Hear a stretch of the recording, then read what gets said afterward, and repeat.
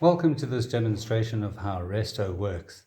So imagine that we turned your menu into an online order system like this one, where your clients could come and with any device, cell phone, computer, whatever the case may be, can select the food that they would like to order, choosing of course the options that they need to choose, and that of course can in turn change the price accordingly. When your client is happy with their choices, they add it to a cart, and when they're happy with the items in their cart, they can then check out. On the way out, of course, you can choose between delivery, takeaway, and dine-in orders. I'm just going to place a quick takeaway order.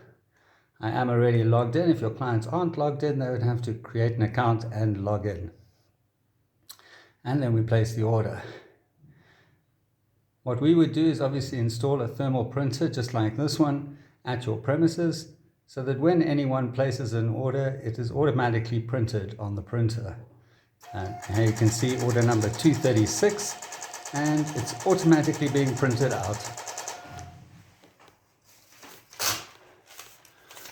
And there we go, order number 236.